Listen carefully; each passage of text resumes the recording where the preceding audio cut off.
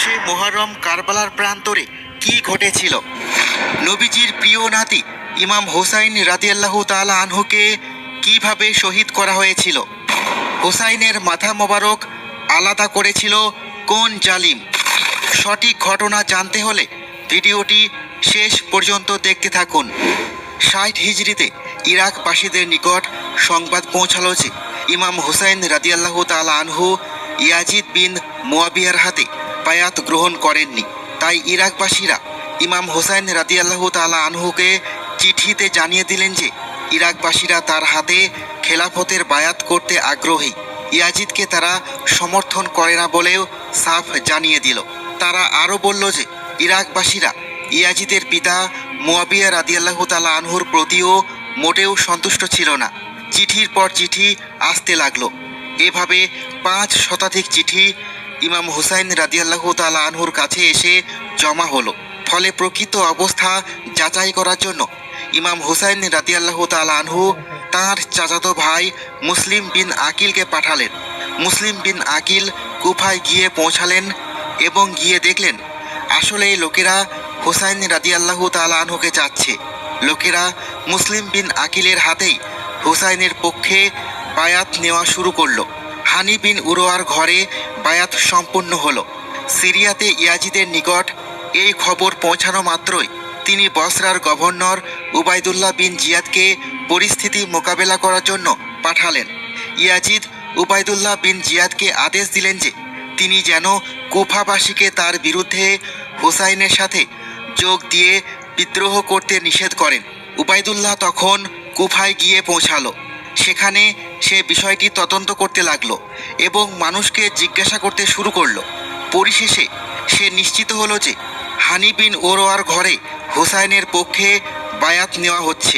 অতপর মুসলিম বিন আকিল 4000 সমর্থক নিয়ে অগ্রসর হয়ে দ্বিপ্রহরের সময় উবাইদুল্লাহ বিন জিয়াদের প্রাসাদ ঘেরাও করলেন।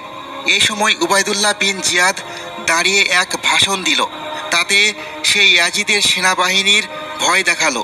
সে এমন ভীতি প্রদর্শন করলো যে লোকেরা ইয়াজিদের পাকড়াও এবং শাস্তির ভয়ে আস্তে আস্তে পলায়ন করতে শুরু করলো। যাই হোক, কুফাবাসীদের 4000 লোক পালাতে পালাতে এক পর্যায়ে মুসলিম বিন আকিলের সাথে মাত্র 3 জন লোক অবশিষ্ট রইল। সূর্য অস্ত যাওয়ার পর মুসলিম বিন আকিল দেখলেন হুসাইন রাদিয়াল্লাহু তাআলা আনহুর প্রেমিক আল্লাহর একজন বান্দাও তার সাথে অবশিষ্ট নেই। এবার তাকে গ্রেপ্তার করা হলো। উবাইদুল্লাহ বিন জিয়াদ মুসলিম বিন আকিলকে হত্যার আদেশ দিল। মুসলিম বিন আকিল উবাইদুল্লাহর নিকট আবেদন করলেন যে তাকে যেন হুসাইন রাদিয়াল্লাহু তাআলা আনহুর নিকট একটি চিঠি পাঠানোর অনুমতি দেওয়া হয়। এতে উবাইদুল্লাহ রাজি হলো।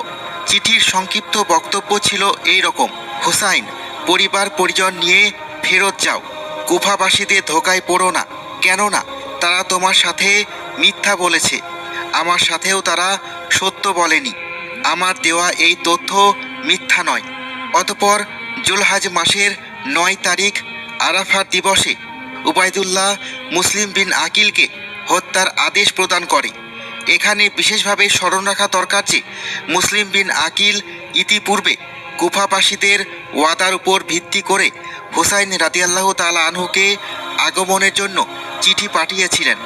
সেই চিঠির উপর ভিত্তি করে জুলহাজ মাসের 8 তারিখে ইমাম হুসাইন রাদিয়াল্লাহু তাআলা আনহু মক্কা থেকে কুফার উদ্দেশ্যে রওনা দিয়েছিলেন। অনেক সাহাবী তাকে বের হতে নিষেধ করেছিলেন। তাদের মধ্যে আবদুল্লাহ ইবনে আব্বাস, আবদুল্লাহ ইবনে উমর, আবদুল্লাহ ইবনে জুবাইর, আবদুল্লাহ বিন আমর এবং তার ভাই মোহাম্মদ ইবনুল হানাফিয়ার নাম বিশেষভাবে উল্লেখযোগ্য। ইবনে উমর রাদিয়াল্লাহু তাআলা আনহু হুসাইন রাদিয়াল্লাহু তাআলা আনহুকে লক্ষ্য করে বললেন, হুসাইন, আমি তোমাকে একটি হাদিস শোনাবো। জিব্রাইল আলাইহিসসালাম আগমন করে নবী করিম সাল্লাল্লাহু আলাইহি ওয়াসাল্লামকে দুনিয়া এবং আখিরাতে দুটি থেকে যে কোনো একটি গ্রহণ করার স্বাধীনতা দিয়েছিলেন। তিনি দুনিয়া বাদ দিয়ে আখিরাতকে বেছে নিয়েছেন, আর তুমি তার অংশ। আল্লাহর শপথ, তোমাদের কেউই দুনিয়ার সম্পদ লাভে সক্ষম হবে না। তোমাদের ভালোর জন্যই আল্লাহ তোমাদের দুনিয়ার ভোগবিলাস থেকে ফিরিয়ে রেখেছেন। হোসাইন রাদিয়াল্লাহু তাআলা আনহু তার প্রস্তাব প্রত্যাখ্যান করলেন এবং যাত্রা বিরতি করতে অস্বীকার করলেন। অতঃপর ইবনে উমর রাদিয়াল্লাহু তাআলা আনহু হুসাইন রাদিয়াল্লাহু তাআলা আনহুর সাথে আলিঙ্গন করে বিদায় নিলেন এবং ক্রন্দন করলেন। সুফিয়ান সাউরি রাদিয়াল্লাহু তাআলা আনহু ইবনে আব্বাস রাদিয়াল্লাহু তাআলা আনহু থেকে সহিহ সূত্রে বর্ণনা করেন যে ইবনে আব্বাস রাদিয়াল্লাহু তাআলা আনহু ইমাম হুসাইন রাদিয়াল্লাহু তাআলা আনহুকে বলেছেন, মানুষের দোষারোপের ভয় না থাকলে আমি তোমার ঘাড়ে ধরে বিরত রাখতাম।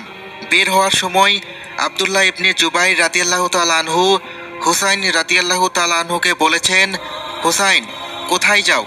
এমন লোকেদের কাছে যারা তোমার পিতাকে হত্যা করেছে এবং তোমার ভাইকে আঘাত করেছে। আব্দুল্লাহ ইবনে ওমর রাদিয়াল্লাহু তাআলা আনহু বলেছেন, হুসাইন তার জন্য নির্ধারিত ফয়সালার দিকে দ্রুত অগ্রসর হচ্ছেন।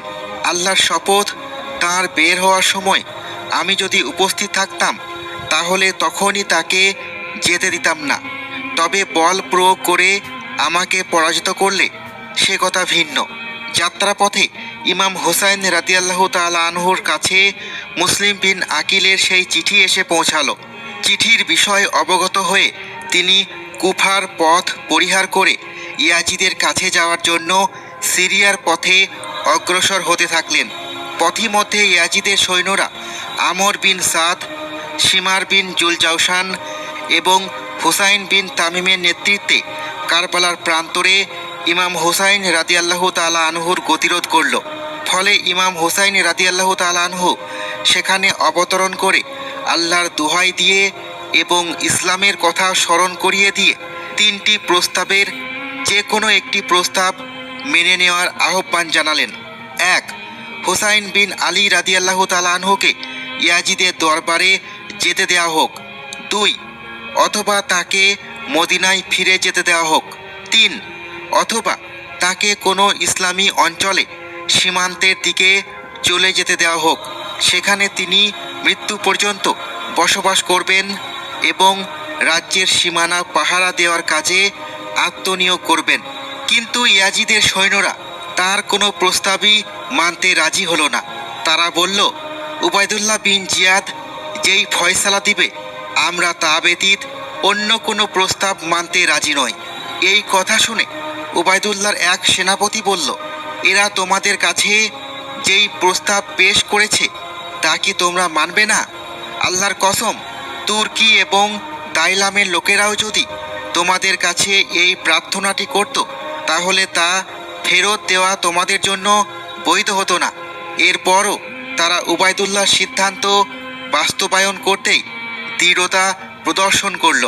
সেই সেনাপতি ঘোড়া নিয়ে সেখান থেকে চলে আসলেন এবং ইমাম হুসাইন রাদিয়াল্লাহু তাআলা আনহু ও তার সাথীদের দিকে আগমন করলেন।